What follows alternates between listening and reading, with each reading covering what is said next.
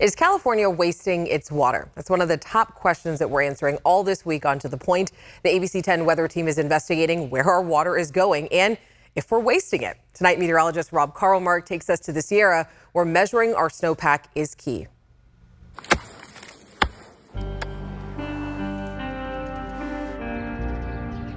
There's an old saying in mountain towns that there's nothing better than the first snow of the season. As a local, the vibe is always usually excited. You know, everybody's ready for the winter to come. It brings on skiing, it ushers in a new season, it brings on so many new things. And nothing more unwelcome than the last snow of the season. In previous winters, we'd have, some periods of sunshine. You get that kind of little break, that mental break, the physical break from shoveling.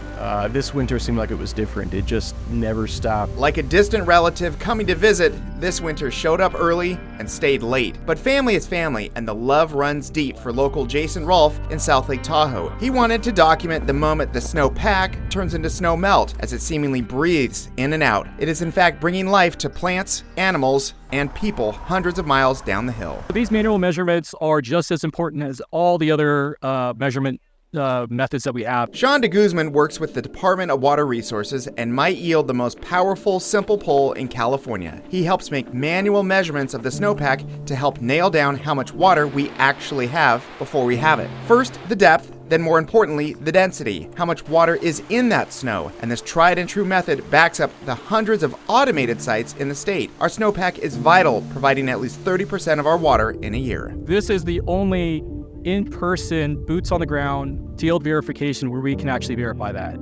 The automated snow sensors are great, but they are out in the backcountry, exposed to wilderness, exposed to all the elements, exposed to bears, everything you can imagine. As crucial as this measurement is, you just need so much more data to really predict such an important metric. As time has gone on from the 1920s, when our population was quite small and the agricultural demands on water were small, the environmental demands on water were also small, right? All of that. We've gone from that all the way to this time where our population is enormous and we have all of these demands to where we're down really to each water drop that matters. What started as a jet propulsion laboratory experiment with NASA has turned into a foundation of the future. Airborne snow observations uses lasers and spectrometers to measure the snowpack from the sky, and it's taking off. Now, with our quantitative measurements and those accurate measurements, they can know to within about 2% how much water they're going to get as a minimum. Almost every basin and range in the West is using these modern techniques to measure the snowpack because it will only become more important to get the data right as winters become more unpredictable. It could be a banner year one year, and it could be a drought year the next. You just never know, living up in the mountains.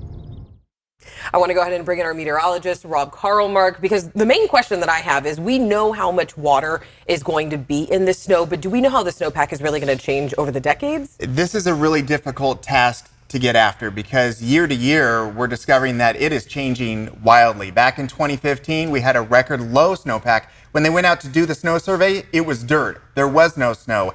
Then you go back to this last year and we had record amounts of snow, and that wasn't that long ago. With the years in between, it's melting earlier, it's melting faster, and year to year, dramatic changes, and that's likely to be the case in the future as we try and map this out going down the road. And this isn't the end of our conversation. Tomorrow, meteorologist Monica Woods will be joining us tomorrow for a deeper look at our state's above ground water storage. Are we asking too much from our reservoirs? That's coming up tomorrow at 6:30.